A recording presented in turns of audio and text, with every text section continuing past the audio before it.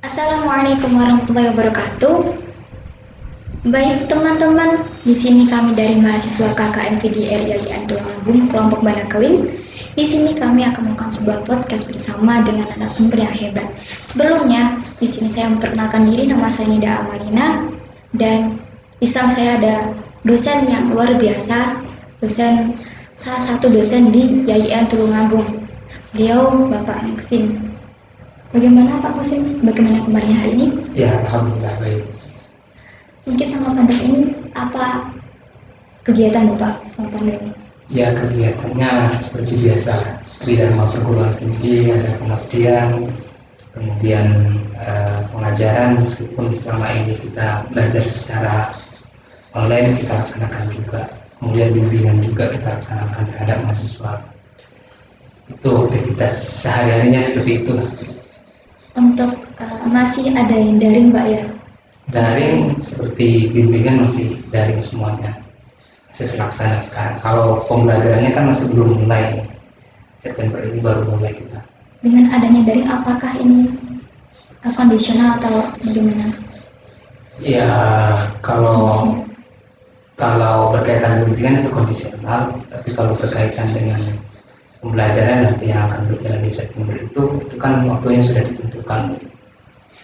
Oke, baik. Nah, sekarang kita akan melakukan sebuah obrolan santai Pak ya. Ya. Dengan tema ngaji moderasi memperingati HUT RI. Jadi kan ini adalah masih dalam kondisi semarak dari kemerdekaan Indonesia 17 Agustus 1945. Nah, itu adalah sebuah kemerdekaan di masa Indonesia. Nah, menurut Bapak, arti atau makna sendiri dari kemerdekaan itu apa selain mungkin bebas dari penjajahan? Menurut Bapak itu seperti apa? Kemerdekaan itu tidak diartikan secara simplikatif ya. Jadi pengertiannya sangat luas. Kemerdekaan itu bukan hanya kita bebas dari penjajahan dalam konteks pendidikan, misalnya kita bebas berekspresi, dalam tatanan politik juga begitu, kita bebas dalam hal penyampaian pendapat. Semua kebebasan itu harus diberikan dalam kerangka kemerdekaan yang telah ada ini. Jadi kontekstualisasinya bukan lagi kemerdekaan itu kita artikan bagaimana kita hanya bebas dari penjajahan, tapi kemerdekaan itu juga harus diartikan bagaimana kita bebas berekspresi, bebas berargumentasi, bebas melakukan apapun dalam konteks negara kesatuan Republik Indonesia.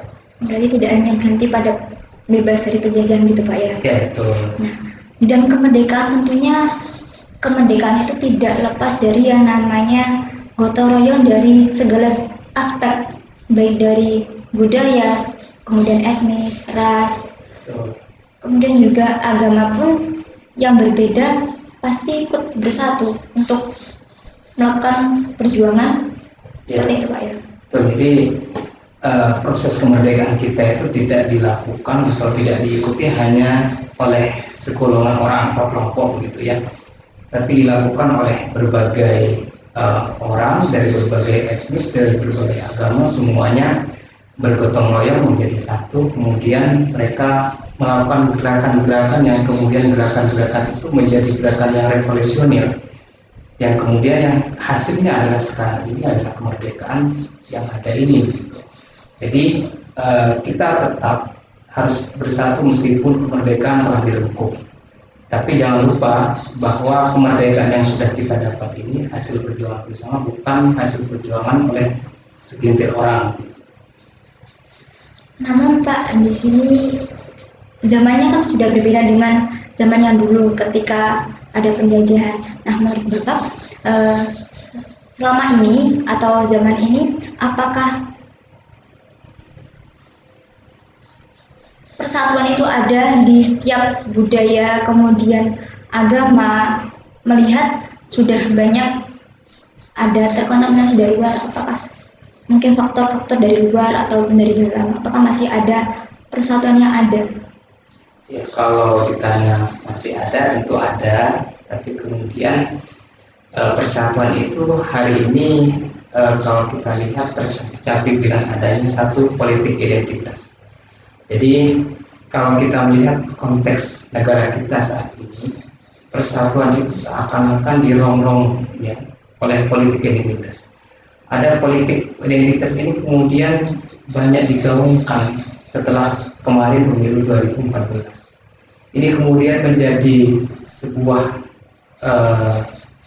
perpecahan konflik di kemudian hari kalau ini tidak diminimalisir. Maka kemudian kita sebagai anak bangsa harus mensosialisasikan, menyampaikan kepada masyarakat bahwa kita ini, persahabatan ini menjadi momentum yang harus kita selalu jaga dan tidak boleh ada orang yang ingin merongrong persahabatan itu. Jangan ini perlu penekanan. Persahabatan itu tidak boleh pecah, tidak boleh kemudian hilang dari negara kita. Karena esensi daripada berdirinya negara kita itu dibangun di atas persatuan dan kesatuan sesama anak bangsa. Jadi kita untuk generasi muda ini, generasi penerus, kita harus mempersatukan dalam segi ya Pak, dalam semua hal ya Pak ya. Ya, kita ibaratnya jadi agent gitu ya, agent perubahan, terus kemudian agent bagaimana kita menyuarakan kepada seluruh elemen masyarakat bahwa persatuan itu penting.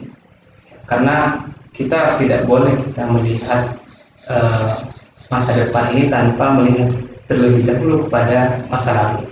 Jadi masa lalu itu kita jadikan pijakan bagaimana persatuan itu kemudian menghasilkan sebuah ritme yang dihasilkan adalah sebuah kemerdekaan itu diawali dari persatuan. Coba Anda bayangkan misalkan kalau seandainya dahulu kala sebelum Indonesia merdeka itu tidak terjadi persatuan, maka bisa ada kemungkinan begitu Indonesia belum merdeka sampai saat ini. Maka karena ada persatuan itu, kemudian dari persatuan itu melakukan perlawanan secara bersama-sama sehingga pada saat ini kita merasakan kemerdekaan itu secara utuh. Kemudian persatuan ini tidak lepas juga Pak dengan yang namanya mungkin toleransi. Ya, persatuan itu juga titik ukurnya juga di dalam toleransi itu bukan Pak? Betul. Jadi kita bersatu itu bukan hanya ada satu kelompok gitu. Tadi saya bilang itu ada beberapa kelompok dan beberapa agama. Nah kemudian dengan bersatu itu nilai-nilai toleransi juga harus dikembangkan. Ya. Kita harus moderat. Ada bahasanya kalau saat ini yang lagi viral itu adalah moderasi. Ya. Moderasi itu kan berasal dari kata moderat. Moderat itu kalau dalam agamanya wasatiyah ya. Jadi di tengah-tengah begitu, sehingga kita bisa menghargai orang lain, menghargai agama lain, menghargai etnis lain. Demi apa? Demi bangsa kita. Bukan kemudian ego sektoral kita yang kita kedepankan sehingga kita tidak memberikan penghargaan kepada agama lain, tidak menghargai etnis lain. Itu yang tidak boleh ada di negara kita.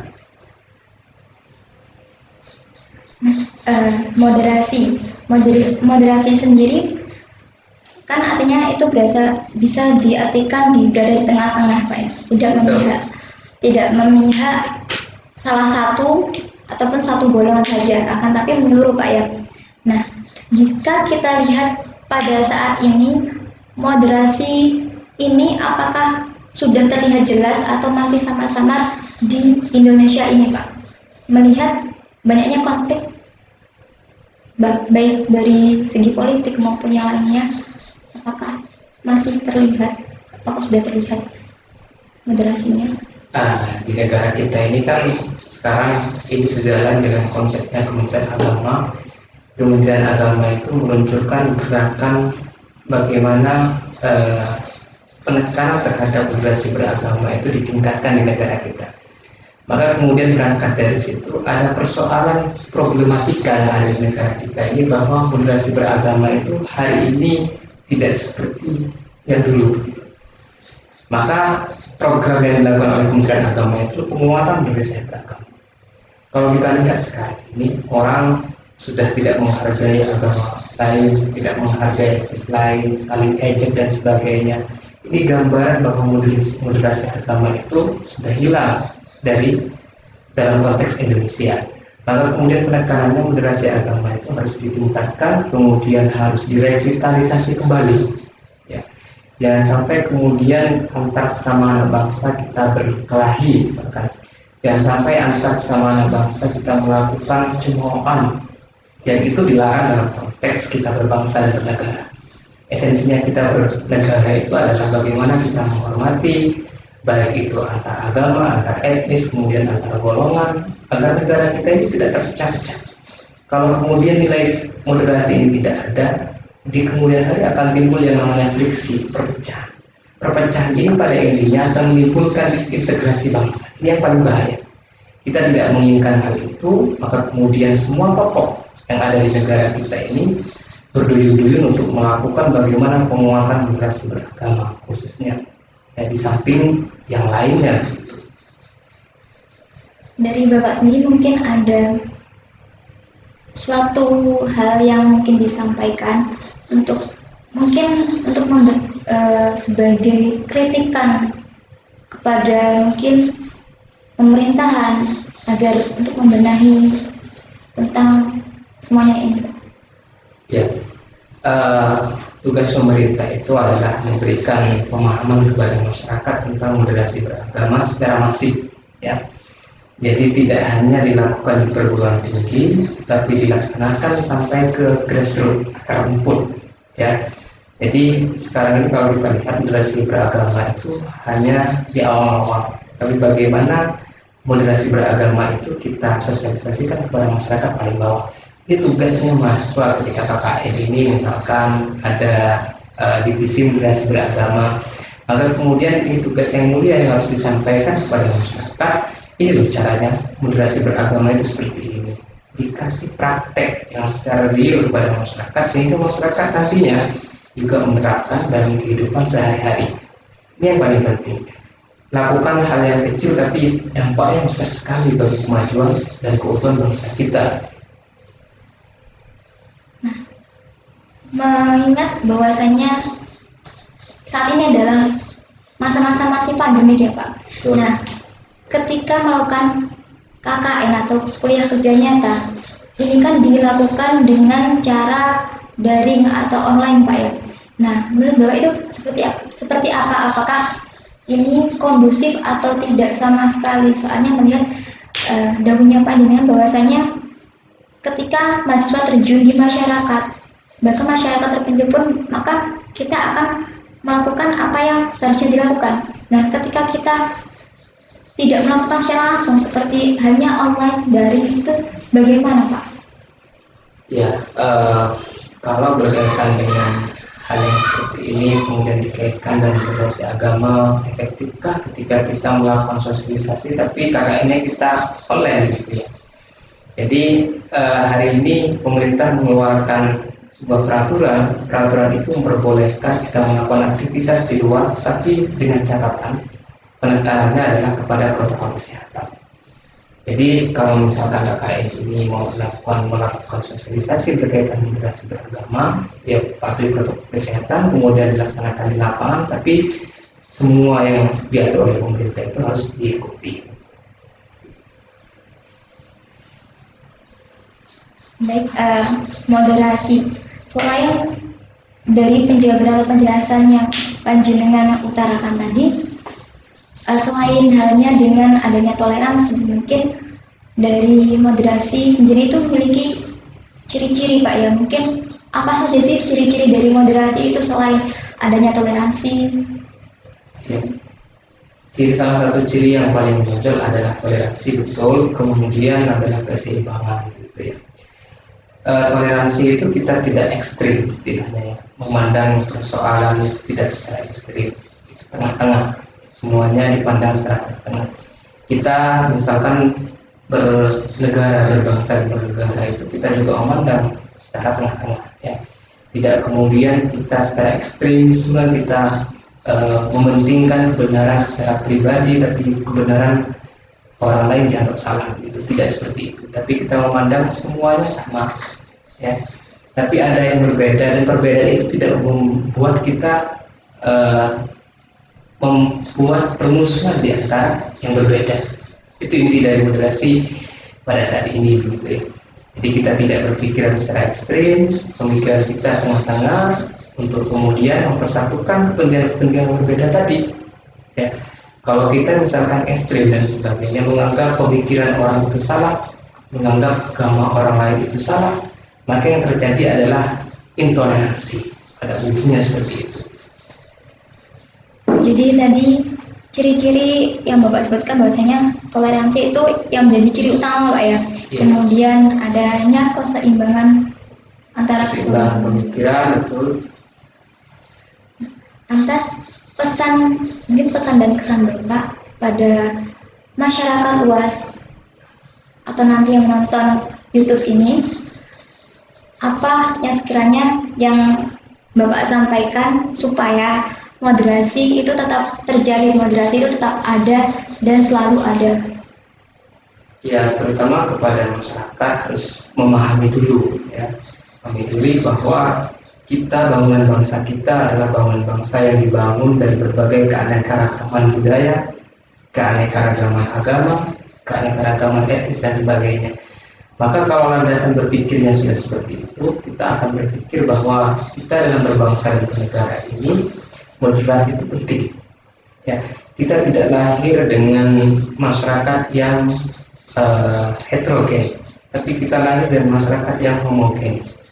Ya, jadi masyarakat yang banyak, yang plural, maka kemudian konsepnya dirubah bahwa kita lahir ini dari bangsa yang banyak budaya, banyak agama dan sebagainya, maka kemudian kita harus saling menghargai antara satu agama dengan yang lainnya, antara satu etnis dengan etnis yang lainnya, antara budaya dengan budaya yang lainnya, antara pemanut kepercayaan yang satu dan yang lainnya. Itu pada intinya. Kalau sudah terbangun konsepsi seperti itu di dalam masyarakat, maka kemudian konsepsi moderasi beragama ini sudah berhasil. Nah, pertanyaannya sekarang adalah konsepsi tentang moderasi beragama ini belum tersampaikan secara komprehensif, secara masif terhadap masyarakat kelas bawah. Ya, hanya tersampaikan mungkin di kelas menengah, tapi tidak tersampaikan secara merata pada kelas bawah. Ini menjadi PR kita bersama. Bagaimana pemahaman terhadap moderasi kepada masyarakat kecil itu kita berikan. Ya. Ada yang mengatakan bahwa moderasi ini sekarang masih berada di tataran langit, gitu ya, belum membumi. Maka tugas kita adalah bagaimana mensosialisasikan kepada masyarakat, memahamkan kepada masyarakat, inilah moderasi beragama, inilah moderasi, pemikiran moderasi, agar nantinya dalam membangun suatu bangsa Indonesia khususnya, kita ini membangun bangsa seutuhnya, bukan membangun bangsa hanya dari bingkainya saja, tapi substansinya tidak ada. Itu yang paling penting. Nah, jadi kalau seumpama kita akan melakukan sebuah pergerakan untuk apa ya, merealisasikan, untuk menyampaikan kepada masyarakat yang mungkin berada di kawasan yang terpencil, atau itu bagaimana caranya Pak, selain dengan adanya KKN itu sendiri? Ya, ada program-program yang harusnya banyak kita lakukan. Apalagi kita sebagai masyarakat itu punya tanggung jawab moral. Ya, tanggung jawab moral kita itu melakukan pemahaman terhadap masyarakat. Ada misalkan sebuah organisasi melakukan yang namanya turun ke bawah. Nah, turun ke bawah itu adalah suatu program misalkan untuk memberikan pemahaman kepada masyarakat bawah itu bahwa ini ya moderasi beragama. Harusnya paham ya, memahami berkaitan dengan moderasi agama itu seperti ini. Cara pandang masyarakat itu kita rubah mindset. Ya. Sampai saat ini kan yang paling jadi korban, yang sering menjadi korban itu adalah masyarakat bawah, karena pemahaman mereka belum sepenuhnya secara komprehensif berkaitan dengan konteks moderasi dan kebangsaan. Itu yang paling penting. Sehingga langkah-langkah kecil pun, misalkan langkah-langkah kecilnya adalah kita datang ke masyarakat, baik itu secara individu atau kelompok, atau kemudian mengadakan pertemuan yang besar atau yang kecil, semuanya akan berarti bagi pengembangan pemahaman berkaitan dengan moderasi. Nah, sekarang ini kan kalau kita melihat pada aspek masyarakat bawah itu pemahamannya sangat rendah, ya. Dari tingkat pendidikan kemudian yang rendah, aksesibilitas terhadap informasi juga rendah. Ini menjadi satu hal yang riskan terhadap bagaimana kemajuan bangsa ini kalau masyarakat kita masih belum sepenuhnya memahami berkaitan dengan konsepsi yang dibangun oleh negara ini berkaitan dengan toleransi, berkaitan dengan keagamaan. Perlu kita ketahui juga bahwa negara kita ini dibangun berdasarkan kesepakatan atau konsensus secara bersama antara para pendiri bangsa kita. Para pendiri bangsa kita juga tidak hanya dari golongan Islam misalkan, tidak hanya dari kelompok tertentu, tapi mereka berbagai kelompok menjadi satu, kemudian membuat sebuah kesepakatan, dan kesepakatan itu kemudian bagaimana mendirikan sebuah bangsa yang merdeka, dan bangsa itu diisi oleh berbagai kalangan, berbagai manusia, berbagai orang, dari berbagai etnis, dari berbagai kelompok, dari berbagai budaya, dari berbagai agama, semuanya menjadi satu dalam kerangka atau dalam bingkai negara Kesatuan Republik Indonesia. Mungkin dari yang Bapak sarankan, mungkin dari adanya Turba tadi, nah mungkin bisa dipraktekkan secara langsung oleh, mungkin di suatu daerah pasti ada satu dua lah, ada yang namanya organisasi gitu ya. Mungkin ada Karang Taruna, kemudian ada PKK dan semacamnya. Itu mungkin bisa dilakukan penyuluhan, bisa melalui diklat atau pelatihan-pelatihan atau seminar-seminar, mungkin dalam skala kecil maupun besar, seperti itu ya Pak. Betul, jadi banyak elemen-elemen masyarakat itu atau bisa disebut biasanya NGO ya, organisasi-organisasi non pemerintah, itu biasanya juga banyak membantu bagaimana melakukan sosialisasi kepada masyarakat berkaitan dengan program-program pemerintah. Contohnya moderasi beragama. Moderasi itu adalah salah satu program revitalisasi dari Kementerian Agama berkaitan bagaimana pemahaman masyarakat tentang sistem yang moderat. Gitu ya. Maka langkah-langkahnya juga yang bisa melakukan juga bisa dilakukan oleh tadi PKK misalkan, terus kemudian oleh Karang Taruna, semuanya bisa berpartisipasi aktif untuk melakukan pemahaman terhadap masyarakat. Tidak harus organisasi kampus, tidak harus mahasiswa ya. Masyarakat biasa pun yang dia sudah memahami berkaitan moderasi dan moderasi ini juga bisa melakukannya dengan organisasi yang ada di desa misalkan. Kemudian ini mungkin bisa jadi yang terakhir untuk percakapan ini Pak. Nah, pesan Bapak tadi kan sudah pesan dan kesan untuk masyarakat luas. Nah, sekarang adalah pesan atau kesan untuk khususnya untuk pemuda atau generasi penerus anak bangsa. Bagaimana pesan Bapak? Ya, pesan saya kepada seluruh anak muda yang ada di Indonesia umumnya begitu ya, mari bersama-sama pola pikir yang ada ini kita rubah. Kalau pola pikirnya adalah pola pikir yang destruktif ya, yang bisa menghancurkan eksistensi dari keberadaan negara kita ini, mari kita rubah kepada pemikiran yang konstruktif, membangun. Bagaimana caranya kita membangun bangsa ini ke depannya lebih baik lagi, itu yang paling penting. Jangan sampai hari ini kita hanya melakukan hal-hal yang kecil tapi tidak berguna, atau hal-hal yang besar tapi tidak berguna.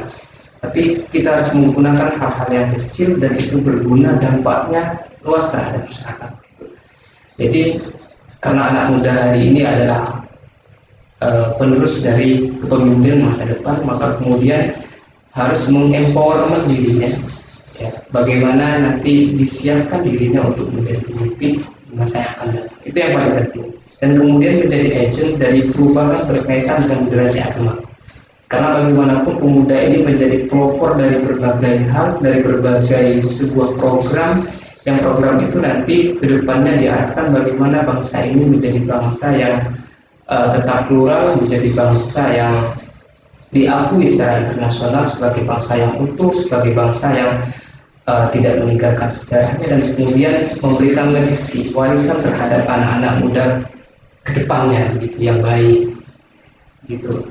Mungkin ada jargon tentang moderasi beragama dari Bapak supaya bisa diingat. Jargon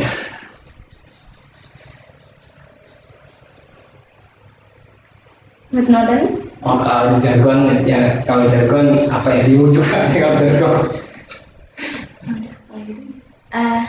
Mungkin ini tadi adalah sharing kecil dari KKN Banakeling YIN Tulungagung bersama dengan Pak Muksin, dosen YIN Tulungagung. Nah, dari sini kita mengetahui bahwasanya kemerdekaan terjadi karena adanya golongan-golongan orang baik etnis, budaya maupun segi agama yang mampu bersatu untuk memperjuangkan kemerdekaan Indonesia itu sendiri. Nah, dan ciri-ciri tersebut adalah terkandung dalam moderasi, di mana moderasi memiliki toleransi jiwa yang tinggi. Mungkin itu dari kelompok Bana Keling YIN Tulungagung. Dari saya undur diri. Apabila ada salah kata mohon dimaafkan. Wassalamualaikum warahmatullahi wabarakatuh.